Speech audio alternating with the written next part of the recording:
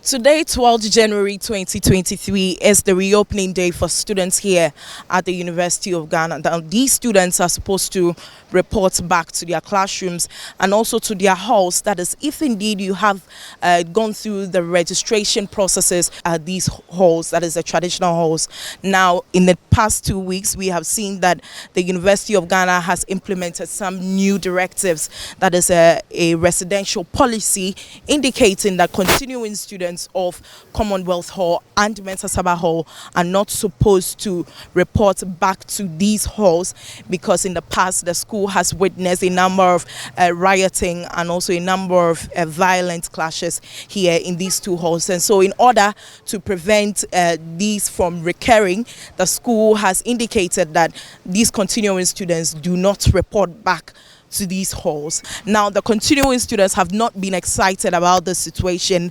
They came in here complaining to the University of Ghana that, look, you cannot do this to us. And so 2023, today being reopening day, the students have come back to the halls trying to gain access. But yesterday we saw the University of Ghana management putting out a statement indicating that it has received some reports that these students were indeed going to come here to try and gain access to the hall, but it issued a strong or stern warning to them, asking them not to come here. And so that is why these police officers you are seeing are currently standing here. A number of them having interactions with the students, asking them to calm down.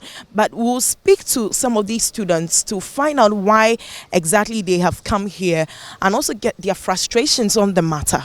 We are supposed to report to school today. We got here in the morning and the school security are saying that they will not allow us to enter into the hall. The old vendors came together and we took the issue to court and were able to secure an injunction preventing the university for implementing the new residential policy that they want to embark on. So we got here this morning because the injunction says that the status quo must remain until the substantive case is heard in court. So that is why we are here this morning, because on Monday lectures are starting. As I'm standing here, Monday 11 o'clock I have lectures. So we need to move in with our things, get settled before we go for lectures on Monday. And that's the main reason why we came here this morning, and they are preventing us from entering the hall.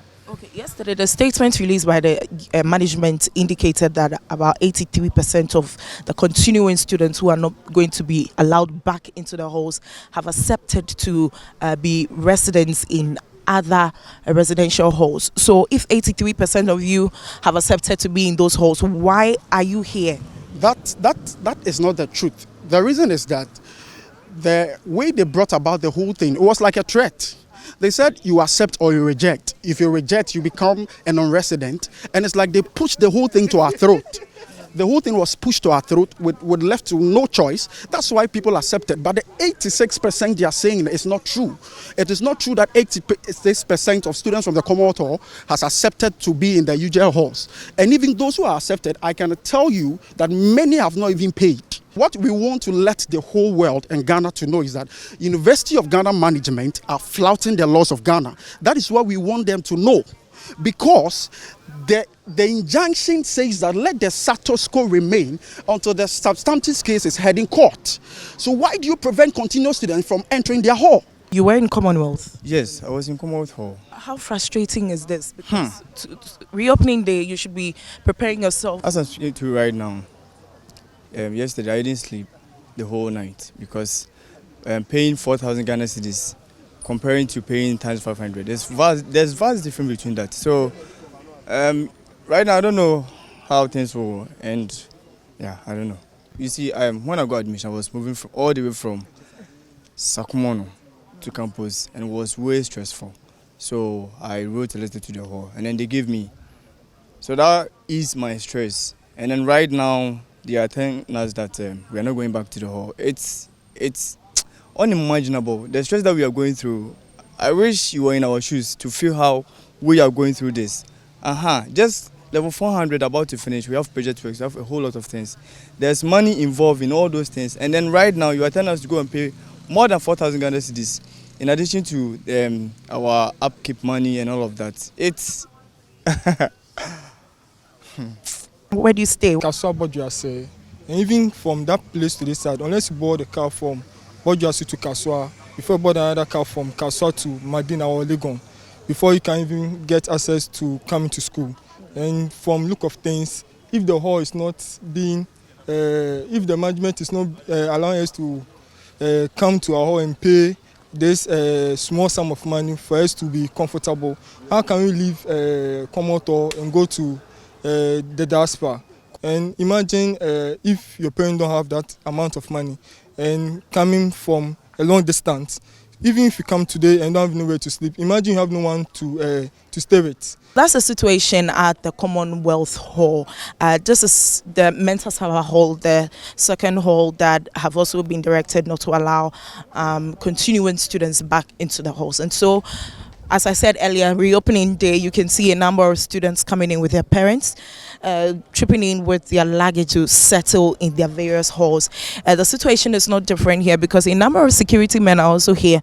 I'm seeing at about 3 police officers or 4 actually here, also manning this place and checking the registration forms and all of that to ensure that continuing students do not come. So now we'll speak to the management of the university to get some clarification on what exactly is happening with regards to the court order that has been given that the school should not go ahead with its planned decision not to allow the continuing students back into the hall. We've been out there since the university constituted a communications team. We've been out there trying to explain some of these policies to all. And so we cannot continue to be talking about one thing over and over and over again. What I know is that the University of Ghana would use, will do all it can within the confines of its rules to run its activities, including taking every legitimate step to protect human life and property and to create conducive and congenial learning atmosphere for all students. If the court decides that, look, what we are doing, we have no case and all that, and they want us to do X, Y, Z, we are law-abiding, we'll do it. But we'll have to have the opportunity to also explain and state our case as concerned parents and as concerned university workers. Over 80% of the students have already accepted the offer that they be in the UGL. That's the continuing students. Continuing students. But speaking to them, they indicate that that's a lie. Well, we do not, we are academics here. What we do here, we do it such that we don't make idle statements. You are a journalist. I'm saying over 80%, okay, have accepted the accommodations offered to them. You're a journalist. Just reach out to the top. If you speak to the student accountant, the accounts person in charge of student accounts and all, they will be able to give you detailed statistics to confirm this. So the management of University of Ghana says it is ready to go through the legal means to get their side of the story heard.